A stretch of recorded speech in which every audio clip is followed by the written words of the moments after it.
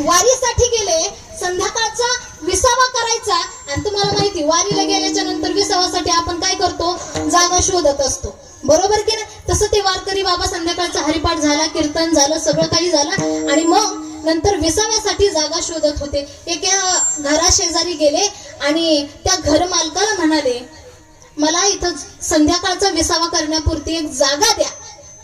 आणि त्या घर मालकाने सांगितलं, म्हणाले, बाबा ही शेजारची खोली आमचीच आहे, परंतु खूप दिवसाची ती बंद आहे, ती स्वच्छ करा आणि तिथे आराम करा, संध्याकाळचा विसावा तिथेच करा.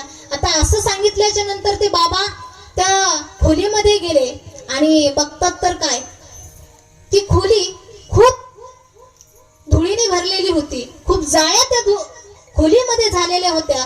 आणि त्या बाबांनी ती खोली सावरायला उरकायला चालू केली आणि जशी चालू केली तसा वेळ हळूहळू होत चालला होता. संध्याकाळचे 10 वाजले, 11 वाजले, 12 वाजले, 1 वाजले, 2 वाजले, असं त्यांना 2 वाजले आणि 2 वाजेपर्यंत ते ती रूम आवरतच होते. आता वेळ फार गेला, आता बाबा दमले होते, आथरून टाकलं आणि आथरून टाकल्याच्या नंतर बाबा झोपले. जशी बाबा झोपले तसं त्यांना हळूहळू डोळा लागायला लागला. डोळा कसा लागतो माहिती का नाही तुम्हाला? डोळा मारणं नाही, डोळा लागणं, डोळा लागणं. बाबांना हळूहळू डोळा लागायला लागला आणि तसं जसं डोळा लागता लागता लागता असे 3-4 वाजत आले. आणि घर मालकाने आधीच सांगितलं होतं, बाबा 4 वाजले की तुम्ही काय करायची, ही खोली मोकळी करायची आणि तुम्ही तुमच्या मार्गाला निघून जायचं. आता जशी बाबांना झोप लागायला लागली, डोळा लागायला लागला आणि नेमकं घरमालक आला आणि घर मालक आला, दार वाजवलं. जसं दार वाजवलं तसे बाबा उठले आणि बाबा उठल्याच्या नंतर बाबांनी दार उघडलं आणि सांगितलं, अरे मी आत्ताच झोपलो होतो आणि माझी झोप मोड केली. त्या घर मालकानं सांगितलं, बाबा तुमचा टायमिंग संपला, तुम्हाला 4 वाजेपर्यंत आराम करण्यासाठी वेळ दिला होता, आता 4 वाजले, आता तुम्ही तुमच्या मार्गाला जा, माझी खोली मला मोकळी करून द्या. बाबांनी सांगितलं, अरे मी एवढं स्वच्छ केलं ह्या खोलीला आणि नेमकंच मी झोपणार आणि तू मला काढून देतोय, मी जाणार नाही. अरे त्या घर मालक म्हणाला, बाबा ही खोली माझी आहे आणि तुम्ही म्हणताय मी ही खोली सोडून जाणार नाही, असं कसं काय? मला सांगायचं तात्पर्य एवढं की त्या घर मालकाने थोड्या दिवसापुरती म्हणजे एक रात्रच त्यांना विसावा करण्यासाठी दिला होता. तसं भगवंताने सुद्धा आपल्याला हा देह भाड्याने दिलेला आहे. खाली करा घर भाड्याचे, नोटीस आले घर मालकाचे. कारण हा देह आपल्याला भाड्याने दिलेला आहे. कारण खरं सांगू का तुम्हाला, भाड्याने कसा दिलाय? कारण की भगवंताने थोड्या दिवसासाठी हा देह दिलाय आणि एक ना एक दिवस जाणार आहे. परंतु जरी जाणार असेल ना तर त्याआधी भगवंत आपल्याला नोटीस करतात. काय नोटीस करत असतात? त्या नोटीसद्वारे आपल्याला संदेश पाठवत असतात.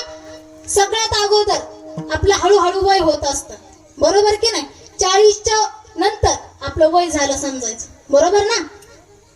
जसं वय होत असतं तसं हळूहळू आपल्याला काय होतं, दिसायला कमी होतं, केस काळे होतात, दात पडायला लागतात, गुडघे दुखायला लागतात.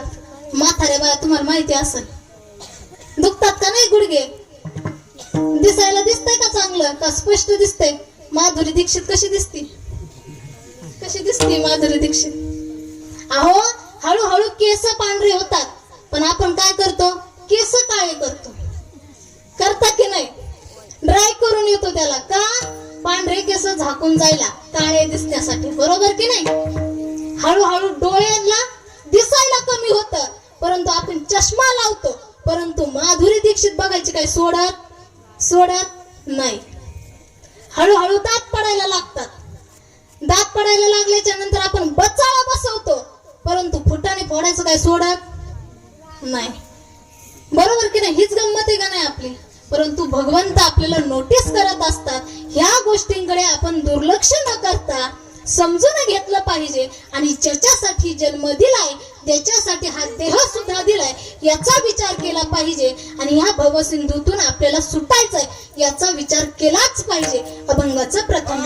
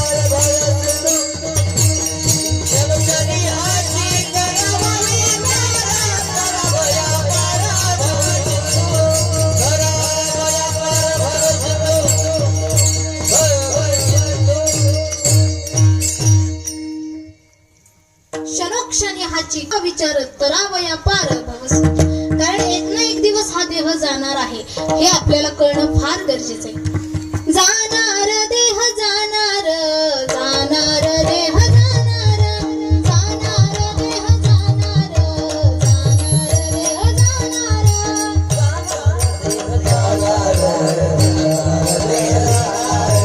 जाणार देह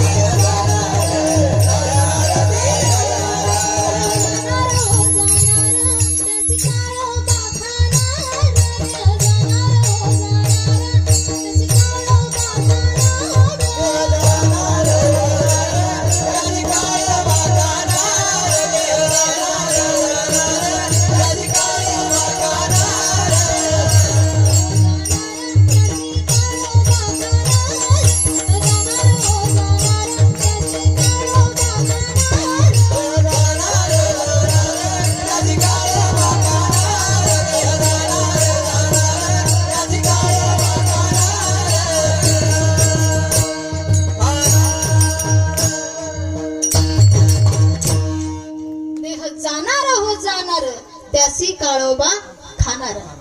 महाराज तुमच्या आवाजात एकदा पिंगळा म्हणावं. हे जरी नाही तरी दुसरा येईल, हे जरी नाही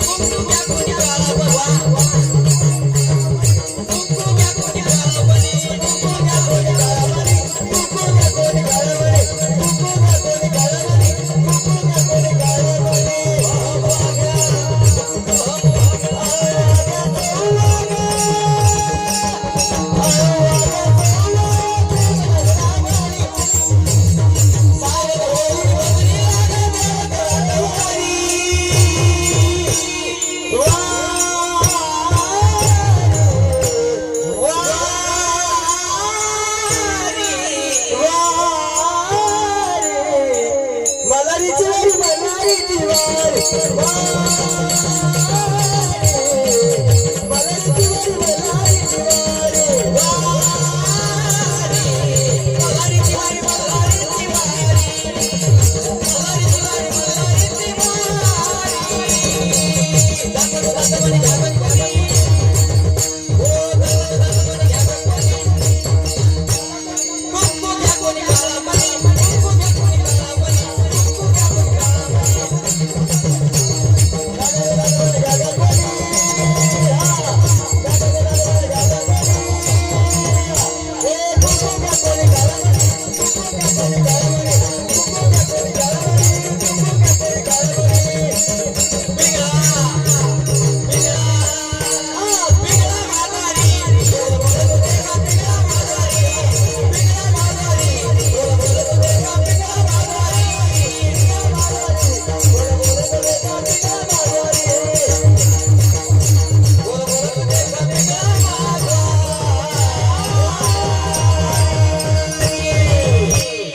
वाह, क्या बात है. खूप सुंदर महाराज, खूप सुंदर. परत एकदा यांच्यासाठी टाळ्या वाजवायला. समजला? हे जरी नाही कळलं तर दुसरा येईल, हे जरी नाही